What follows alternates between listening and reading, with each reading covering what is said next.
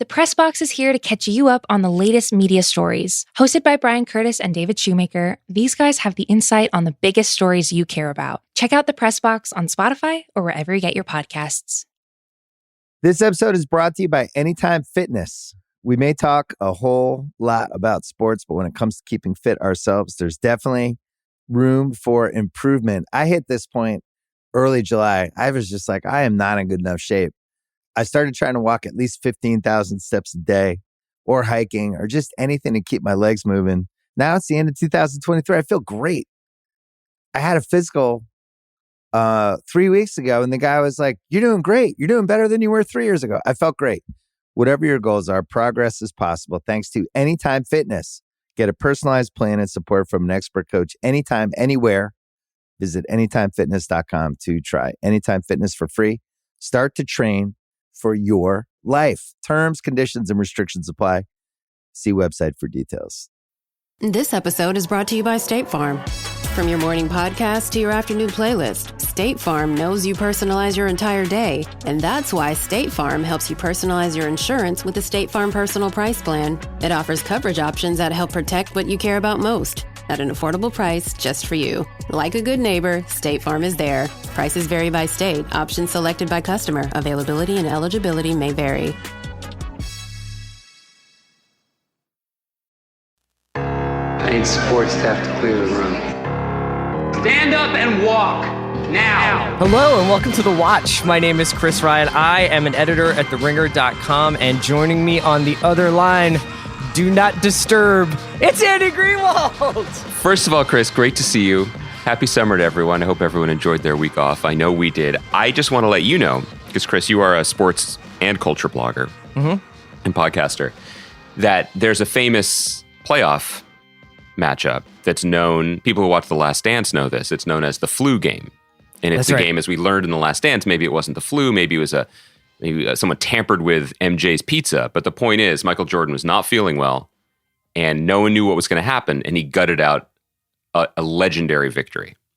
This podcast that we're recording on Monday morning with no producerial supervision, because we're letting Kaya sleep in because our schedule is... Kaya is here, though. Oh, Kaya's going to fix all the mistakes, and we love her for it. I just mean that she's not minding the store, so we have to be on our P's and Q's. This podcast, Chris, is the Pinocchio game. Because right now, I am talking to you sitting on the floor of a Philadelphia hotel room while my children are on an iPad on the other side of that door watching a movie. Who even knows what? This could go either way. And I said to you when we started... What if they're watching like Body Double? Like, that's fine. I think young Kathleen Turner is a revelation. Oh, that's Body Heat. I'm sorry. I'd rather them watch that. I guess that the first thing I said was, I'm glad that we're not doing video right now, because this is a little abject. But if and when they both burst in the door like the Korean family did in that famous BBC clip, I think it would be a worthwhile moment. So anyway, we're all in strange circumstances in summer 2021, but we're ready to podcast. Yeah, Andy and I had a little week off there, and people would think probably it's a week off of work, but it's not really a week off of the soul of podcasting. So I've been traversing the mid-coast. I've been up in Maine and just like kicking in the door to salty sea shacks and just asking people what they thought about the end of the Bureau. And just seeing what they think, seeing what Camden, Maine. I was at a bar briefly last night called Cuzzies in Camden, and just being like, what do you guys think of Lasso season 2? What do you guys think of White Lotus Ep 3? And they were like, we're waiting for you. So that's what we're going to talk about today. I thought they were going to be waiting for the North Water. I feel like you've misjudged and misread the room. Yeah. So obviously, Andy and I are a little bit behind. We want to get to North Water maybe at the end of this week. We have a bunch of shows coming up that we want to talk about. The Chair, the new Sandra Oh show, written by Amanda Peet. It's very exciting on Netflix. 9 Perfect Strangers on Hulu. A bunch of stuff on the way. But we have two shows, one running and one that just aired. Andy, first I wanted to run through some pop culture headlines that we've missed. Now, the funny thing, on a day-to-day basis when I talk to you, and let's say you and I are both quote-unquote working on like a Tuesday in America. Sure. The text message thread, we got it going back and forth. Here's this observation. Oh, did you see this article about comic book writers not getting paid enough? Like that's a topic, blah, blah, blah. But like, if you're not professionally obligated to follow it. I get the impression you and I might have missed like 35 stories over the last week or so. Do you know what I mean? Like that would have been noteworthy, but like I kind of like looked through a list of Deadline and Vulture and trade stories, and I was like, oh yeah, right. Michaela Coel cast in Black Panther 2. Like that's notable. Culture never sleeps. But when you don't follow it on like an hour-to-hour basis, yeah, it kind of like it shrinks it a little bit in what's important, right? So I have a couple of things here, and Michaela Coel being one of them that I thought we could talk about. Over the years, I think I've sounded a little bit like Allen Ginsberg when it comes to like really talented people getting sucked up by the superhero industrial complex. But I can't lie, this sounds pretty cool. Yeah, it's fantastic. I mean, I think that, first of all, we love Michaela Coel. She made the best TV show of last year, and I May Destroy You. She is a just rocket ship of talent. And I think what's thrilling about it is not just the chance to see her shine on a brighter stage, but for me, this kind of, obviously everyone's excited and a little bit, not anxious, but saddened by what Black Panther 2 is going to be. It's going to exist, but obviously without the Black Panther himself, without Chadwick Boseman. But it affirms something that I've carried with me, and I think the movie's much more devoted fans have carried with them since it was released, all through this, the terrible news of the last year, which is that this movie was never about one person. It is, and it did become kind of a movement. And we saw it not just when the movie was greeted rapturously around the world, but when they were doing when the cast and crew and Ryan Coogler, the director, were doing their kind of award show circuit, and just the tightness of this group and the celebratory nature of it, and just the vibrancy of the community, and bringing in more incandescent Black talent into this Wakandan family is kind of thrilling and speaks to what Coogler and his team have built, and also what this movie franchise means. And it means something more than, the MCU Phase 5. It does. And I'm not sure what other MCU projects have transcended in that way. And it's kind of exciting to think about. Yeah, there's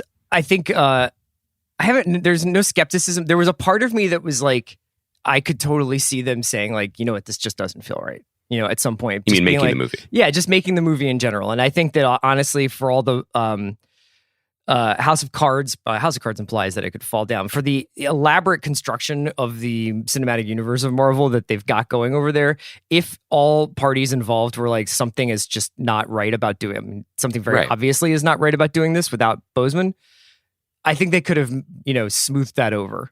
And in terms of like the larger storytelling, but it is really, I'm so excited to see what they do to not only address his absence and the loss of him as a person, but to sort of figure out what the story is behind, what his character's sort of absence will be in the movie itself. And she's just like, I think maybe I worry about like I'm getting softer, or I'm getting like a little bit like my standards aren't like as high, but like, I think I'm old enough and we're all like professional enough to recognize that like being in one movie does not necessarily like take up the rest, like next 5 years of your life. Like Michaela Coel could work for 6 weeks on Black Panther. She could work for 2 years on it. She's going to do a lot of amazing stuff. It could be 2 weeks in Atlanta. But first of all, Chris, you're selling yourself short. If you really are walking into Cuzzies and asking about a French drama series, you are not soft. I pull up a bar stool and I'm just like, Netflix's earnings, man.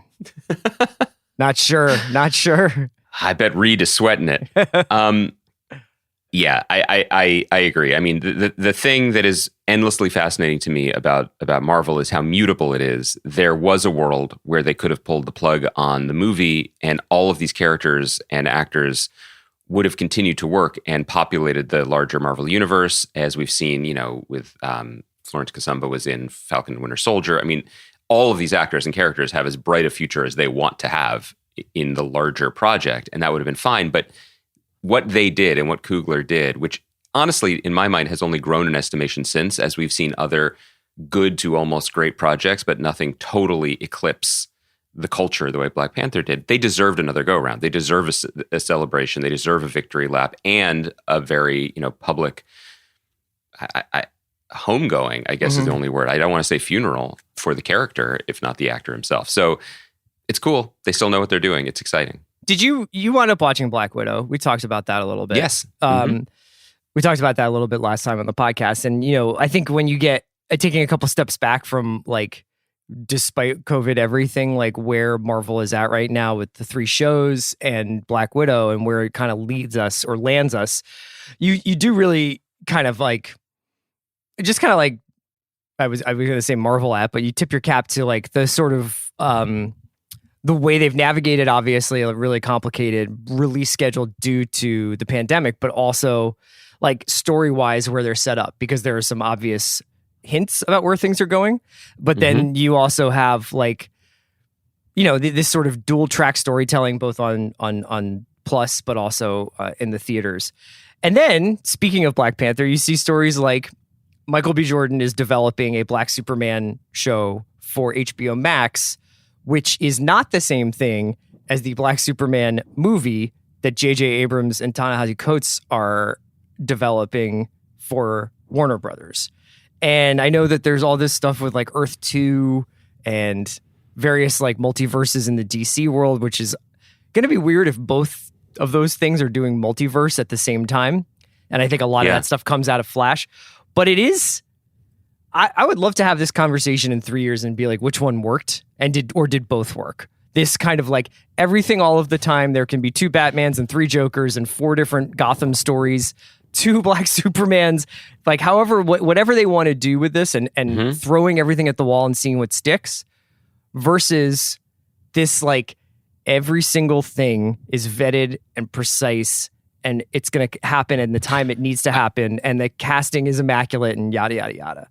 I think there's 2 things to say when talking about this. One is, and this is just my 10,000 foot view, Marvel and DC are both... You're sitting on the floor, so you're not really giving me a 10,000 That's true, but I've not yet told people how tall this building is. That's right. Coming to you live from Stark Tower, both DC and Marvel are all in on multiverse and multiversal storytelling. My impression is that they are still, however, staying true to what their corporate identities have become, which means DC became multiversal, not necessarily by choice, but because nothing was working and they had too much stuff and there was no centralized office of content. So they were making TV shows and movies and then multiple movies, et cetera, et cetera. It worked for them, as we've said many times on the show. People can handle there being multiple Jokers at once. And so that's worked for them and they're going to continue to develop that. What Marvel's doing is a little bit trickier because I do think that while they are really letting it fly by, with multiple Spider-Men about to emerge onto the screen later this year, it does seem like they are still doing this as a phase of storytelling. This is an Infinity War style exercise in multiversal storytelling that will open up a lot of possibilities in the future. But I think that it's still important to Kevin Feige and the overall Marvel project for there to be stakes here and there to be an end to it, whether it's the final defeat of Jonathan Majors Kang or whatever, wherever we're headed. So I do think I think the project is slightly different, and it may make it harder for DC to try to walk it back a little bit if something catches fire again. Like, we are going to do another Justice League, but this time this Flash matters. I don't know if that... Right. I don't quite know how they're going to make that work. The other thing I wanted to say about this, though, is if I were... And again, I haven't seen the show yet, and I haven't been to Maine like you. But were I in the shipbuilding business, I would not hire anyone at Warner Media / Discovery Warner, whatever it's ending up being called now, to do the finish on the boats. Okay. Because that is a leaky enterprise. And because there's just too much talk coming out of there, or because they just like... Yes. I have to think, and again, I'm just throwing mind darts here. So from 10,000 feet, so look out below. I think it's almost a strategy at this point, because one of the things that we keep coming back to is we are in for some major Infinity Wars in terms of streaming services, because, I'll just repeat myself, you have Apple and Amazon, the 2 richest companies in the world, and then the competitors against the 2 richest companies in the world are Disney and Netflix. Everyone else is looking up at them, and that is a lot higher than 10,000 feet. And the only way to compete really, especially when it's apples and oranges and chainsaws comparing viewership numbers from streaming services, is shareholder value and data, right? And so Warner Media, I think, has to just keep stuff out there, keep things afloat, testing the market, flooding the market, letting people know all the stuff it has, considering what a jump these other companies had on them. And so I feel like that's partly why we keep hearing about not just, as you said, one interesting and intriguing Black Superman project with Ta-Nehisi Coates behind it, but now Michael B. Jordan is making one. That's why we don't just hear about House of the Dragon, the Game of Thrones prequel that's coming out next year. Every so often we get another unauthorized leak of 2 to 6 more potential Game of Thrones spinoffs. Yeah, like a bunch of animated ones, coming. I mean, I think that every company, I mean, they're not doing their jobs if they're not developing 100 versions of everything they control. That is what every company is doing. Not all of them are sharing this information to the degree that Warner seems to be. And frankly, I don't know if it's a bad strategy because we're talking about it constantly on a podcast. No, I know. I mean, like, I saw that Scott Z. Burns is also part of like the creative team. Scott Z. Burns, who wrote Contagion and The Informant, and a bunch of Soderbergh movies that I like, but like he is working on the Dune spinoff show. Like there's already a Dune spinoff show for a movie that hasn't come out. And I was there's the Suicide Squad spinoff show that is in production with John Cena. I mean, that is their strategy, to flood both zones all the time. But if you think that Marvel is above, or not Marvel, but if you think if like Amazon is above that, like wait till they make 15 Lord of the Rings shows. I mean, like they're not spending $500 million for one show, right? Like they're doing it to build up the sets, create the infrastructure, start the ball rolling, and then there will be that. They bought that stuff for a reason. They bought MGM, if that deal finally gets pushed through, so that they can, I mean, I don't know what the parameters of the Bond part of that deal are. This is what I was about to say, exactly. But they didn't buy that so that they could show The Spy Who Loved Me on Prime. Like they bought it because they want to get into that business. There's a politeness still to the way we cover this stuff, because it doesn't, if there's no actual there, then what's the point? But absolutely, like Bond's Aston Martin or BMW or whatever his car branded sponsorship is at the moment, if you check out the tires in the one in Q's laboratory currently, there are a lot of boot prints on it from the tires getting kicked. Yeah. Like you don't buy it without already having taken 6 meetings for the Bond spinoff show or origin show. I mean, that's why you have these properties. And I think I've said to you anecdotally, like, within my own career on that side of the ball, like I will have phone calls with development people at the studio and they'll just name a movie that exists. Right. Do you have a spin And I'll say, on this? yes, do you have a take that's on a this? movie that exists. Yeah. And I'll say, you got anything? Got a take? Want to do it? Want to take it? I mean, they have it. And that doesn't mean it's happening or I deserve it or I have a good idea or it's ever going to be a TV show, but you got to keep the plate spinning. That's the business.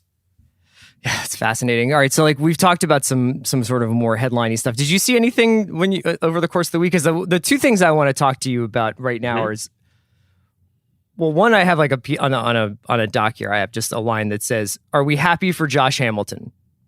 Because he is in this season of Walking Dead. I'm always happy for Josh Hamilton. We're not talking about the former Texas Ranger Josh Hamilton. No. We're talking about Josh Hamilton from Kicking and Screaming and from, That said, the former Texas Ranger Josh Hamilton would not be out of place on The Walking Dead. No, I don't know what's up with that guy right now. So I want to be careful to make too many assumptions about Josh Hamilton, the Texas Ranger. Josh Hamilton, Texas Ranger, I don't know anything about. Josh Hamilton is in Walking Dead. Every couple of seasons, we make a Walking Dead comment, which is essentially like, man, that trailer was super long. Like at Comic-Con, they always put out like a 6-minute trailer. And it's just dark and people being like, I used to trust you, but I can't anymore. And then like samurai sword across the head of a zombie. It does. I guess we are arriving at the end game for Walking Dead. I had no idea Jeffrey Dean Morgan was still like on this show as like a guy with a Louisville Slugger. I think that's his thing. I mean, the late middle age. I mean, I guess at this point, old age of phenomenons are amazing because we don't talk about it. That's not a barometer. That's just the show is never really our thing. But it's inarguable that the show's luster has faded. But what does that mean? It still means millions of people watch every episode. Yeah. It's hugely successful. I mean, the other notable thing about Walking Dead this week was that this long-running lawsuit was finally apparently settled. Frank Darabont got $200 million, right? Frank Darabont, the Shawshank Redemption writer-director who developed Robert Kirkman's comic book for AMC. And then most of the first season, right? Yeah, he did those first 6 episodes and then a little bit into the next, and then left under acrimonious terms. And then he and his agency were like, AMC, you're hiding the ball and the profits that were owed. And it went on so long that you started to wonder, like, was this worth it? And then the answer is yes. Yes, the answer was, it was worth it. Good job. Good job by you, Frank Darabont, and your lawyers. Do you want me to talk about Josh Hamilton? Will you watch the last episode of The Walking Dead with me? Yes. Okay. And can we also talk about the Miyazaki film you promised to watch then? Yeah, we'll do it. Like, maybe we'll do a double feature.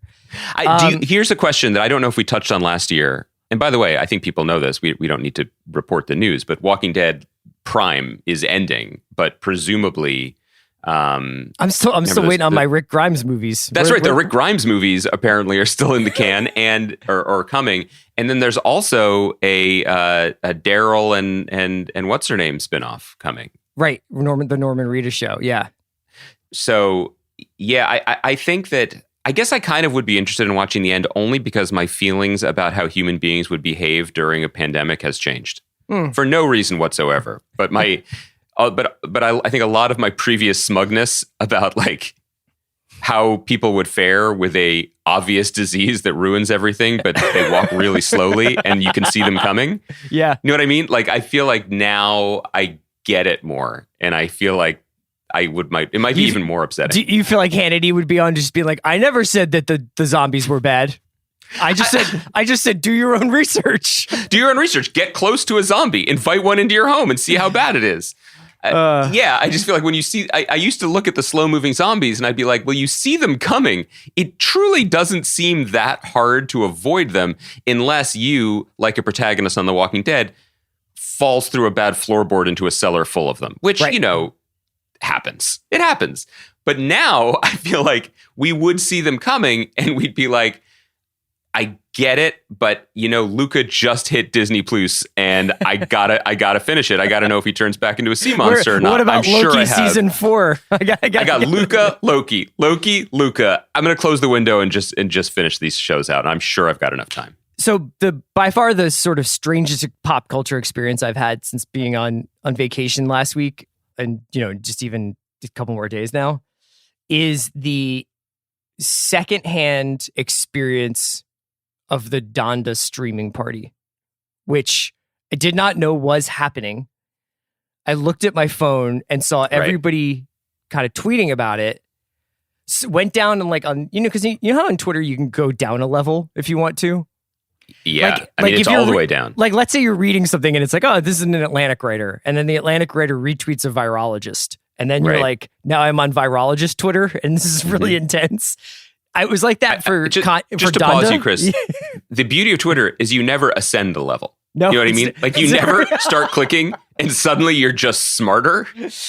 Yeah, that doesn't happen. But that I went to the virologist Twitter level of Kanye.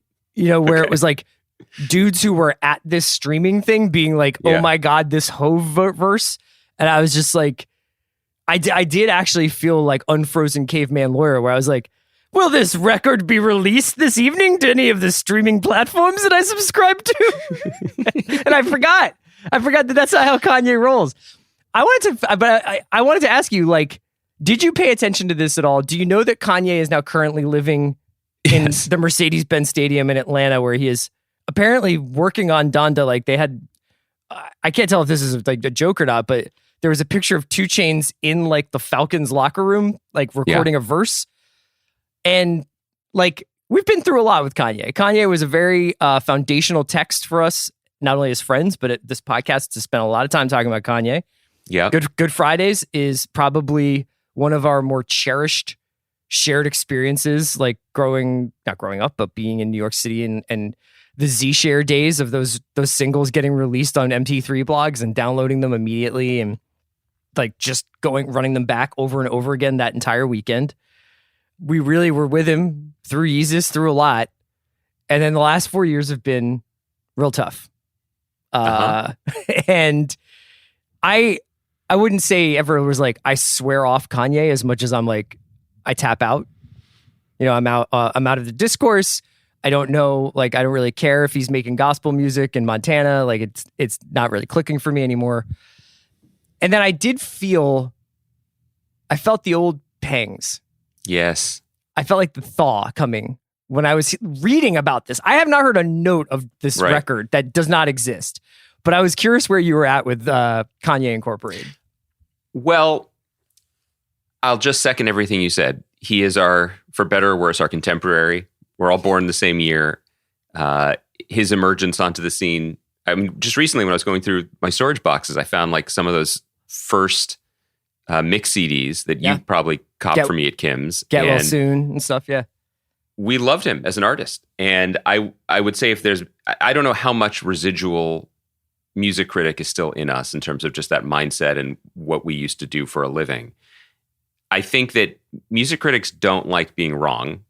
Critics of any kind or cultural observers don't like being wrong. But the worst thing is other people being right. That's worse than being wrong. And I think that even when he was at his most profane or misogynistic or out there, I went on Front Street being like defending this guy and his muse because the music was just simply more exciting than anyone else's. And it was an entire experience. And then the last 4 years happened. And I was like, this sucks because he's doing terrible things. And he seems like a deeply unwell person. And it's affecting my appreciation or ability to engage with this music that meant so much to me. Yeah. And that was one level of like dilettante wrestling that I just couldn't do during the last 4 years. So I just, like you said, I just tapped out.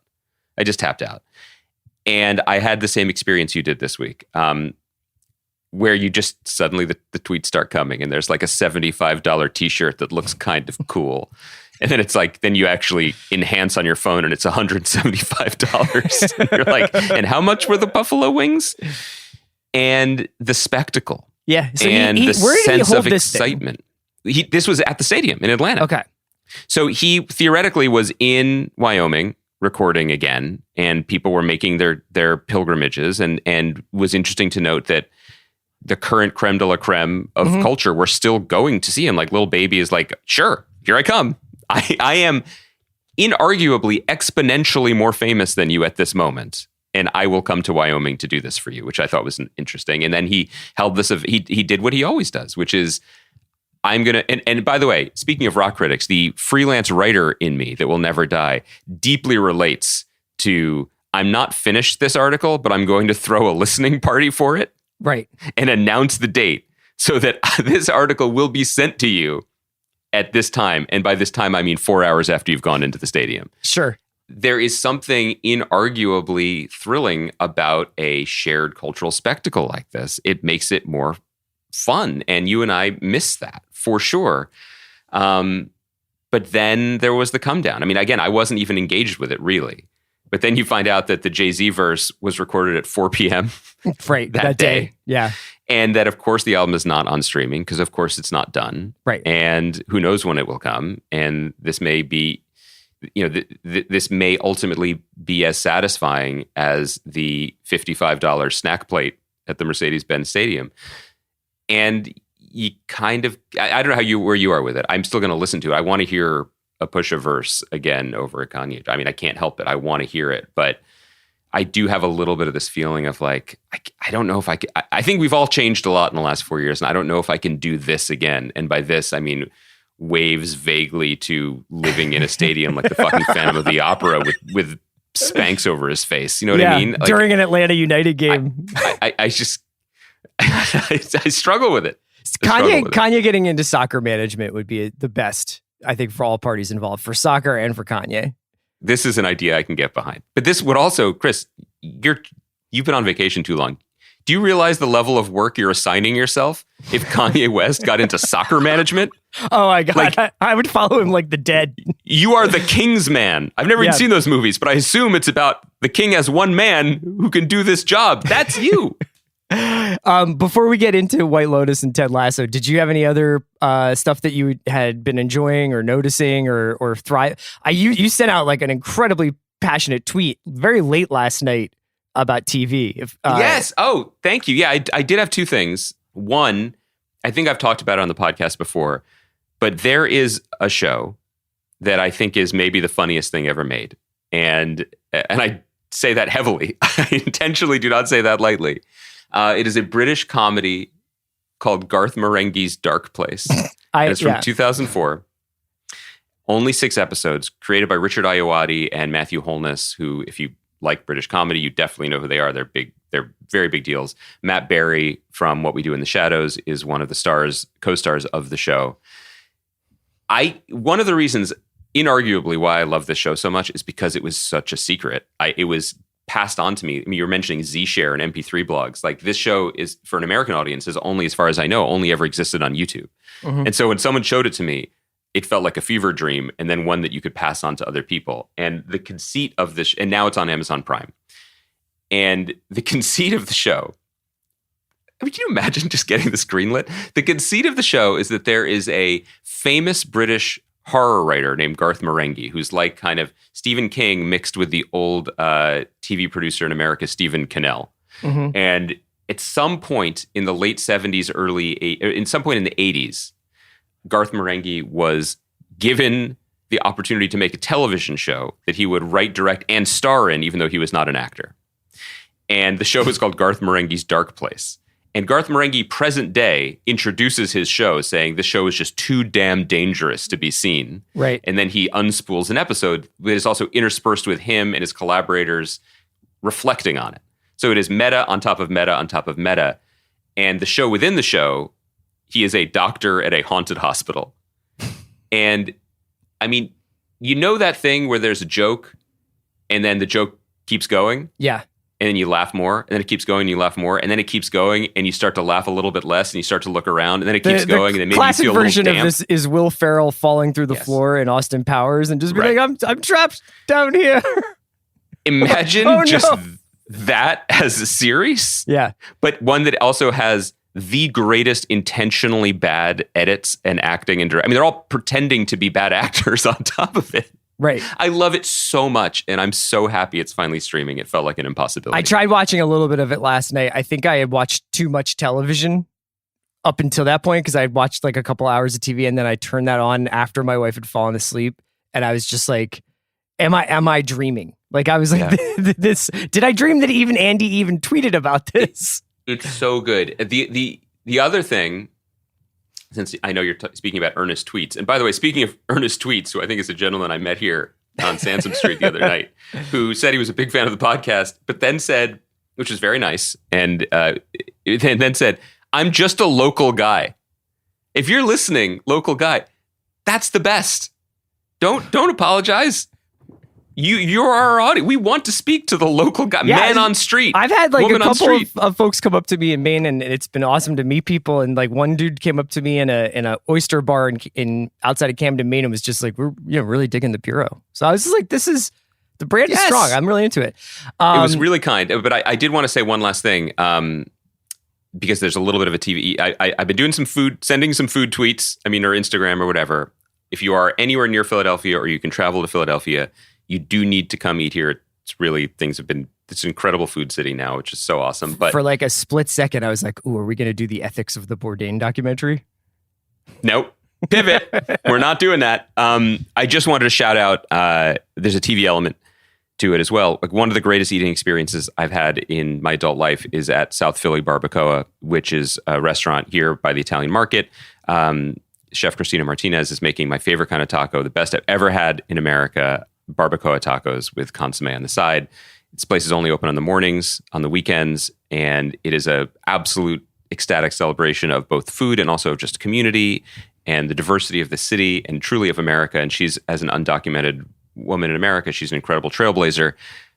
Not everyone listening can travel right now. Not everyone listening can eat barbacoa tacos in Philadelphia, but you can watch her episode of Chef's Table on Netflix, which is a beautiful hour of television. And I don't know if we've mentioned that episode before, but I was just reminded of how wonderful it is when I finally got to eat her food. And I mean, you mentioned Bourdain. If you are looking to scratch that itch a little bit, I have issues, I honestly, with Chef's Table in general, just because it's a little bit food porny for my taste generally. But this episode really hit the sweet spot of like just cultural representation. Is food porn for you just like if they do like overly romanticized plate shots? Yeah, like food being tweezed by a brilliant Frenchman with a furrowed brow, and him talking about like how he gets inspiration from art and color and his 17 wives. Like, okay, I mean, that does sound inspiring, but I'm less interested in that than in the people who are actually, washing your dishes and buying your tweezers. Okay, let's take a quick break. We'll come back and we'll talk Ted Lasso and White Lotus. This episode is brought to you by Mint Mobile. New Year's resolutions are fun the first couple of weeks. Then you kind of maybe conveniently forget about them halfway through January. No shame. It happens to us all. But this year I have a foolproof plan, at least when it comes to saving money. Just switch to Mint Mobile and you're done. Goal accomplished. Because for a limited time, their wireless plans are $15 a month when you buy a 3-month plan. The great thing about Mint Mobile is there's no jaw-dropping monthly bills or unexpected overages, and all plans come with unlimited talk and text. Get this new customer offer today at mintmobile.com/watch. Additional taxes, fees, and restrictions apply. See Mint Mobile for details.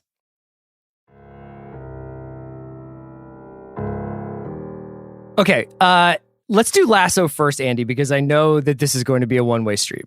But I did want to talk to you. How are we going to do this? Well, so first 2 episodes went up on Friday, I believe, on Apple. And you would have to be living under a rock not to know that, because Sudeikis has been on the cover of GQ. Our buddy Zach Barron wrote an amazing profile of him that has been rightfully shared very widely. At least I've seen a lot of pull quotes taken from that, and now everybody being like, "This is my guy."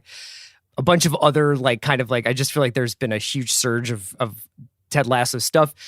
I would say that it almost reminds me of a pre-pandemic way that TV sometimes works out, where a season comes out, people kind of fall in love with it, catch up with it, get into it, and then as that kind of crests, and the maximum amount of people possible who've seen first season Ted Lasso or a first season of a show, all of a sudden 6 weeks later, there's a press run and then there's another season. And that is actually the sweet spot that you want to be in, probably since post Netflix, is the ability to have your cake and eat it too, to have a long shelf life for your season that almost sets up the next season's kind of anticipation. I think they did that with Ted Lasso. So obviously I enjoyed the first season quite a bit.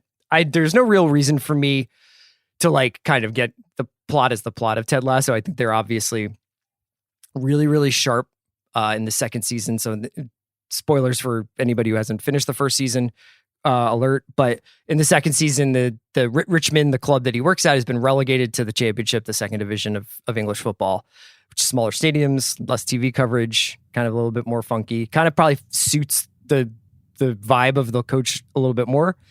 And I just wanted to shout out, a lot of people talk about the sort of the kindness. There's the sort of viral clip of the dart scene. I'm sure you've seen that, where he's barbecue sauce and throws the dart, and that being kind of this emblem of what makes the show special, which is that this guy has a huge heart, and that the show has huge heart, and that it's about kindness and it's about curiosity. And I agree with all that. What I want to just shout out in watching this second season get up and running, because I was kind of I wonder whether they can capture lightning in a bottle twice, because what that show did the first season was such a special collision of context and content. The fact is that I think a lot of people were trapped at home and did need something like that to make them feel better. That doesn't mean that it's not as good as everybody says it is, but I do think it was helped. The thing about situational comedies, which it ultimately is I think we often really focus on whether or not the comedy hits, and we don't ever talk about the situation. And I just wanted to mention how fucking smart they are about the way that they set everything up here, and just how effective the workplace comedy that they've got going is. There's real, whether it's Bill Lawrence or whatever, the bones of this show, and the old school mechanics of them being let's have Ted bring his boss basically a biscuit or a cookie every day. I can't remember. He brings her a dessert every day. It's a bit from the first season. And it's a character building thing because it shows that he's a very considerate person. But it's also just really smart because it means he has to go into her office every episode. Yep. And that means that they have to have a conversation, and that they always know what's going on in each other's lives. And that's shit that I think sometimes you watch sitcoms, and unless they're really good or really made by really pro people, like that doesn't happen. And then you're like, why does this show feel like slightly off or underbaked? And it's because like shows aren't just 3 jokes per page. Like you have to have the mechanics of why is this happening? Why does this person go into this room every day? And you can just tell that works. I'll finish my soliloquy by just saying that they have also figured out how to deliver the syringe hit into the jugular of emotion now. Like in the first episode, there is a very sort of comic, but I guess sad moment where the mascot of the team dies, the dog, the greyhound dog. And it gets killed by a guy kicking a soccer ball at it, which is stupid and funny, but also like, what? And then they'd use that to have Ted Lasso give this statement at a press conference about his childhood dog and like what pets mean to us at various points in our life. And you're like, you fucking guys realize, like, now you know what you're cooking with. Because even though it's like kind of a silly moment, or it's sort of like Ted Lasso TM or Ted Lasso copy right now, it is still very, very effective. So far 2 episodes are up. I'm sure our listeners are listening. I don't mean to bore because Andy doesn't watch, but I just wanted to shout out like some of the mechanics of the show that I thought are really good. I think, first of all, you're crying. I love your soliloquy. You're weeping at my. I am curious what pets mean to us, but I'll circle back to that. Look, you know me. I think that your observations about the secret sauce that makes comedy work is incredibly well observed. I think you're exactly right, and I think it's often overlooked. I also think it's very sweet that after doing this podcast for 9 years, you think me not watching something is going to stop me from talking about it. Oh, no, I want you to. I wanted to clarify a couple things. One is I am not anti this show. A moment ago, I said, whatever critical DNA is left within me or within us, like we don't like being wrong. We don't like other people being right.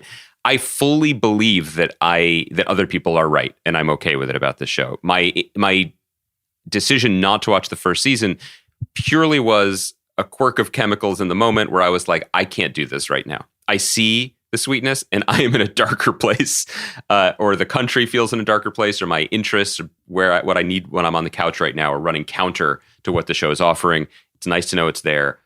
Sudeikis seems like the best guy, and I'm thrilled for the show's success. And I may check it out at some point. Again, it's nice to know that it's out there. Comedies are good like that. I think the other thing is not to be New York Times columnist Thomas Friedman in the back of a cab being like, here's how the working class in India really think. But Chris and I are traveling a little bit outside of our Hollywood bubbles. Uh-huh. And occasionally one gets a reminder of how TV actually works in America, which is not obsessing over the aborted Game of Thrones spinoff set in Flea Bottom. By the way, Casey, call us. It is what I heard a lovely family talking about when I was at the neighborhood pool visiting my in-laws, and they were talking TV. Yeah. And they weren't talking The Watch. No offense to us. I mean, I hope they'd find something in our emotional gymnastics routine, Simone Biles-esque, about whether we'll listen to the new Kanye album or not. But they basically, the conversation was this was the gist of it. One was Black Widow is out. And did you hear that they also gave Wanda has her own movie, and it's called WandaVision. Uh-huh. And what was Wanda's brother's name? And then they talked about that for a while, but he died. And then they were like, have you watched any of the shows? And they were like, I haven't watched Winter Soldier. And I was like, this Falcon erasure will not stand. But they were aware of all the Marvel shows, very unclear whether they were movies or TV shows, but knew they were available to them. So you didn't Kool-Aid Man over into their conversation and say, let me tell you about Pietro. I did not reenact the Marshall McLuhan scene from Annie Hall, which is, I know what you're asking. I did not do that. The next thing they said, after they all kind of nodded about Pietro, they did figure it out, by the way. So clear the fact that this rando family in Delaware was like, Wanda Maximoff's dead twin brother's name is Pietro. Like, good job, Kevin Feige. You did it. Let's put you in charge of vaccine distribution because you can get it into resistant households. The next thing they said was, oh, Ted Lasso's back. And they were happy.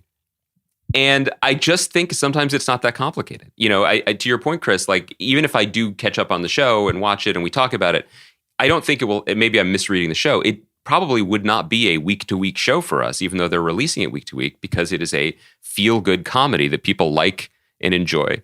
And those are the hardest things for us to talk about. He's not looking for Carcosa. It's not that. Right. Yeah. But it is not, again, it's hard to do, but it's not complicated why the show is a success. People are excited to have it back because it makes them happy. Yeah. And that's great. I mean, there are many ways to get people hooked on in entertainment in 2021, and none of them are easy. But making something that makes people feel good, that they like and they're excited about, I mean, that's any network or streamer, that's the one they want.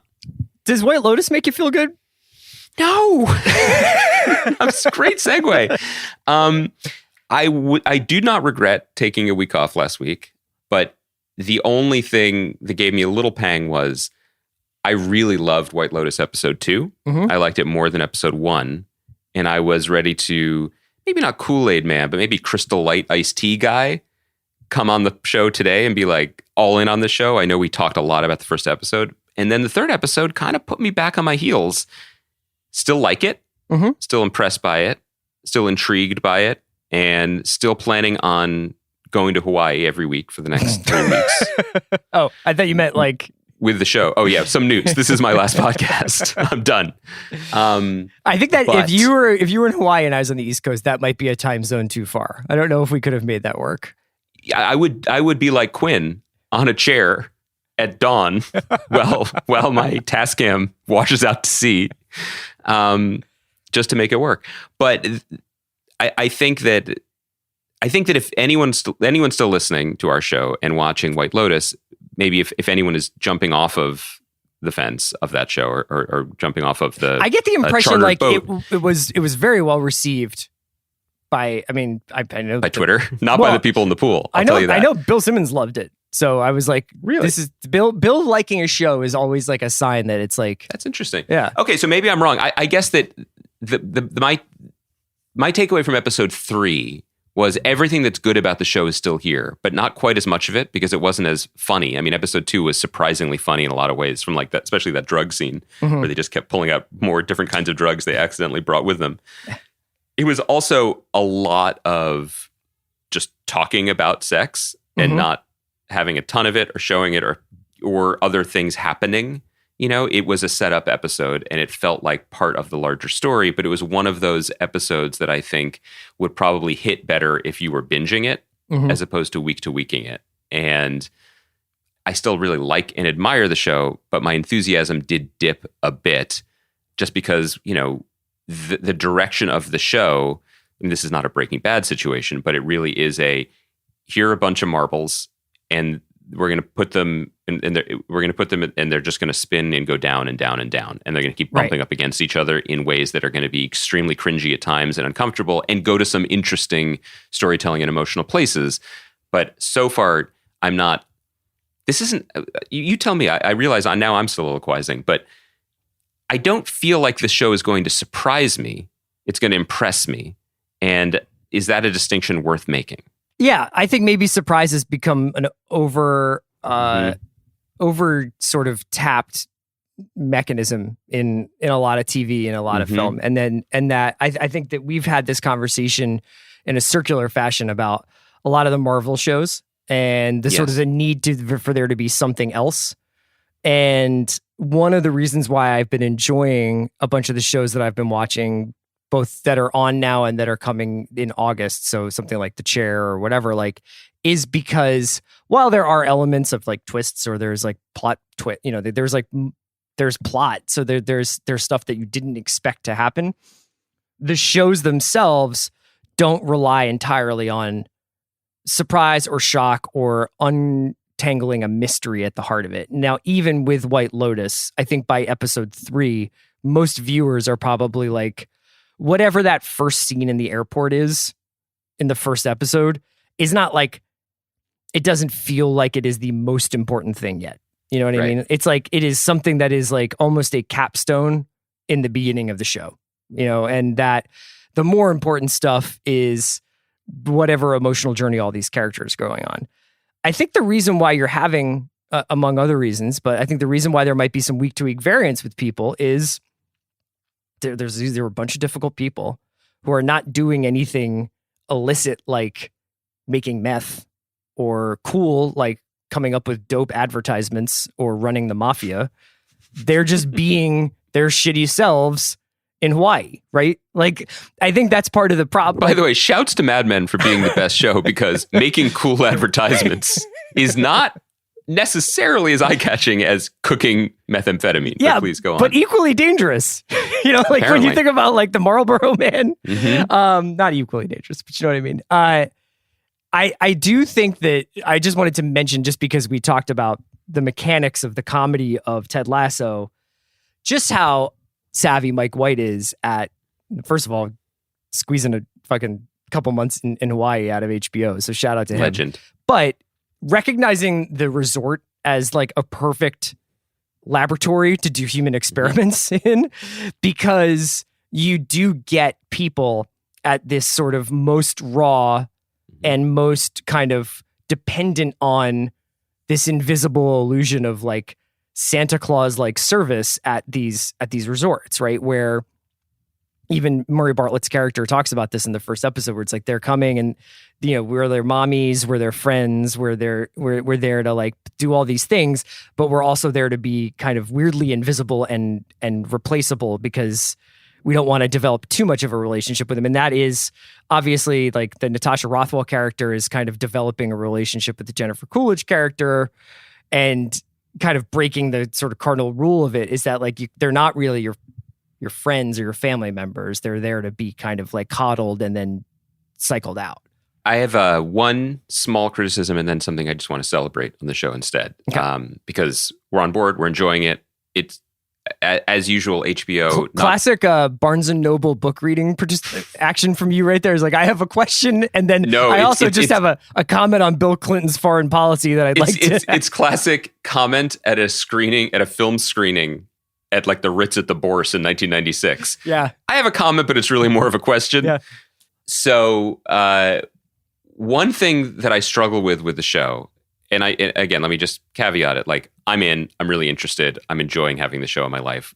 Shouts to HBO, because even when they have something that isn't necessarily for everyone, like a Mike White show, their timing to put this on in the summer just feels smart and right. Like this is working for me right now, when in a more competitive, focused, we're not on vacation or traveling as we've been, it might not shine as brightly or take up as much oxygen even on our podcast.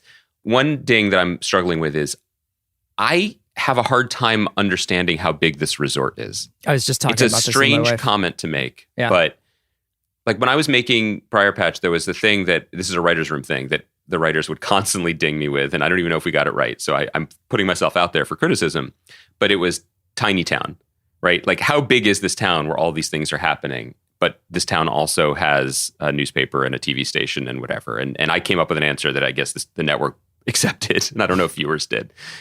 But the thing about White Lotus is when we meet the characters, these characters on a boat to get there, the impression is this is an extremely exclusive, expensive resort where you are personally coddled and welcomed by the hotel management. And Armand, Murray Bartlett's character, is ever present and everyone knows him because he runs this place. They shot the show at pretty fancy established resorts in Maui that are big. Mm-hmm. And so sometimes I dip in and out of the narrative because I'm like, if there are this many people at one of the many poolside bars / restaurants, there's 6 Armands at this hotel. Yeah. You know what I mean? Or there need to be. So like, I think that there's a couple of things going on. One, and I can't remember, I feel bad because I'm definitely jacking this like observation, although I think it is one that others have made and you and I have talked about, is that there is an element of, I think TV is going to be a little disorienting for the rest of this year and further because I don't think that they can really shoot scenes with like 5 people in them. So they're the fact that the show is a COVID show in every sense is definitely so that's coloring why, this take. Like, I think that's why, like, at the pool, there's only 3 people at the pool, but like it also doesn't seem like they're being doted upon sometimes, or that there are. But it also doesn't seem like a small pool. It seems big enough for many. It seems like a big guests. pool, and this is like we're getting into the weeds here. But like the restaurant, when they go to dinner in this show, the restaurant's full, right? Like the restaurant has Right. like other people in it. It's just that I think because of the way they have to shoot this thing, they kind of like emphasize the exclusivity of it, but it does make the way Armand is torturing Jake Lacey's character over this room a little bit like, so how could that even have happened if you guys are such an exclusive group of people? I agree with this. I think the other thing I want to say that is great about the show and why I hope that HBO is always in this business, and I hope that other networks and streamers get into this business, which is the thing that can happen when you support an auteur. Like the hotel business? Like a Mike White. I want to get into that business. Seems like a great time. But with someone like a Mike White, he doesn't make shows for everybody. He makes the shows he wants to make, and he follows his muse. And part of following his muse and having his own point of view and sensibilities and taste is that he falls in love with certain performers, and he fights for them. Yeah. And puts them in the positions that he wants them in to succeed in the way he sees them. And with someone like Jennifer Coolidge, and if you read the profile of her in Vulture, you know that they have a very close relationship. He clearly adores her. The camera of the show adores her and puts her in all these, showcase scenes. I still don't have the biggest appetite for her always, but I respect it and I appreciate it. And it's a different speed of a pitch, right, coming at us. Mm-hmm. The flip side of it, I think you can't just single out that performance without also saying Murray Bartlett, an actor whom I loved on Looking, where he played a very different character and an American character, is so great on this show. He's top billed alphabetically, which is great for him, but he is in many ways the star of the show. And he's just crushing it. And I love it. I love seeing him have this opportunity. I love watching him. I'm thrilled to see where he's going. Doesn't seem like any place good. And then the third piece of that is Alexandra Daddario, who, like any young actor, let me actually be more specific. A lot of young actresses has had a bumpier career road because she is, often objectified for how she looks in roles, and those are the roles she's offered. And I had skepticism about her in this show because of that, which is not fair. And I kind of love her performance. She's good. Yeah, she's really good. And I kind of love the character. And the work that she's doing, investing this person with the right mix of, principle and morals and soul that she needs to have, but also the kind of Twitter era attention span and ambition that anyone working in that field and doing, clickbait 10 best things I like about girl bosses pieces would have to survive. I think it's kind of awesome. And I don't know who else is giving her this opportunity. And I love it when you see actors get the thing that they have been telling their agents that they want, and then they make the most of it. And that's the vibe I get from this. Again, I don't know her. I don't know anything about it, but I really like her performance. There's a Jake Lacey interview in Vulture today, and it's obvious to me at least that this was a really seductive part for him to take because he gets to play a dick, and he hasn't. He sure does. He's always the nice guy in High Fidelity. He's always just this obvious sort of child. Yeah. safe choice. So yeah. All right. Well, we can wrap it up there. We'll be back on Thursday. I think, I'm trying to think of what shows we need to talk about on Thursday, but we'll find some. We'll find maybe. I think we should just check in with each other about Donda. Yeah, Donda might be out by Thursday. So I don't think so, but I can't wait to just let's just keep chattering about the anticipation. Enjoy Philly. Say hi to it for me. I'll bring you back a lobster. I'll grab you a cheesesteak on the way out. Later, man.